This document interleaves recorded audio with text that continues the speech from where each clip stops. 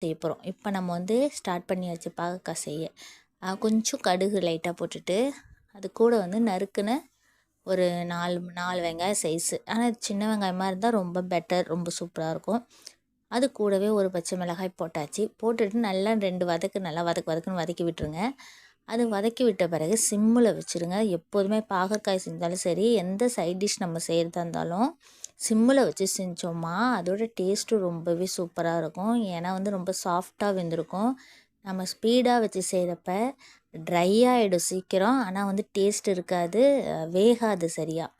இப்போ நம்ம இது கூட வந்து இந்த ஆனியன் வந்து ஒரு பிங்க் நிறம் வந்த பிறகு இப்போ நம்ம வந்து இது கூட வந்து இந்த பாகற்காயை சேர்த்துக்கலாம். இது வந்து பெரிய பாகற்காய் தான். அது சேர்த்துட்டு கொஞ்சம் ஒரு சிட்டிகை மஞ்சத்தூள், இது கூடவே கொஞ்சம் காரப்பொடி, ஒரு சிட்டிகை காரப்பொடி. உங்களுக்கு காரம் அதிகமாக சாப்பிடுவீங்கன்னா நீங்கள் நிறையவே சேர்த்துக்கோங்க, ஒன்றும் பிரச்சனை இல்லை. நான் மைல்டாக தான் சேர்த்துருக்கேன். அப்புறம் நெக்ஸ்ட்டு இது கூட வந்து கொஞ்சம் மிளகாய் தூள் போட்டுக்கலாம்.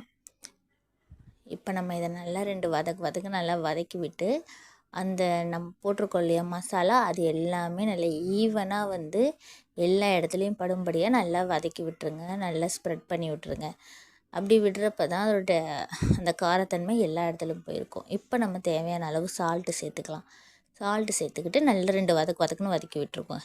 வதக்கி விட்ட பிறகு நம்ம தேவையான அளவு கொஞ்சமாக தண்ணி சேர்த்துக்க போகிறோம். நிறைய தண்ணி ஊற்றி ரொம்ப வெந்தால் கலரும் சேஞ்ச் ஆகிடும், டேஸ்ட்டும் மாறி போயிடும். அதனால் நம்ம தேவையான அளவில் லைட்டாக ஒரு 1/2 டம்ளர் வந்து தண்ணி எடுத்து நம்ம இது கூட வந்து ஊற்றிக்க போகிறோம்.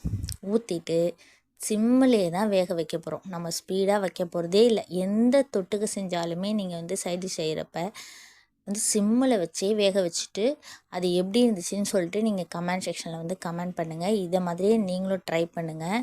உங்களுக்கு இந்த வீடியோ பிடிச்சிருந்தனா லைக் அண்ட் ஷேர் பண்ணுங்கள். மறக்காமல் நம்ம சேனலை சப்ஸ்கிரைப் பண்ணிவிடுங்க. இப்போ பாருங்கள், இது நல்லா வெந்துட்டு ஓரளவு நார்மல் ஸ்டேஜுக்கு வந்துட்டு, ஆனால் நான் இதோடையே இறக்க போகிறதில்ல. இதுக்கப்புறமும் நல்லா ட்ரையாக தான் இறக்க போகிறேன். ஏன்னா வந்து அப்படி செஞ்சால் தான் சில பேருக்கு வந்து பிடிக்குது. அதனால் வந்து நம்ம அந்த மெத்தடில் கொஞ்சம் நல்லா ட்ரை பண்ணி நம்ம இதை இறக்கிக்கலாம். இது ரொம்பவே டேஸ்ட்டாக இருந்தது. உங்களுக்கு பிடிச்சின்னா லைக் பண்ணுங்கள். மறக்காமல் நம்ம சேனலை சப்ஸ்கிரைப் பண்ணிவிடுங்க ஃப்ரெண்ட்ஸ். பாய் பாய். நெக்ஸ்ட் வீடியோவில் பார்க்கலாம்.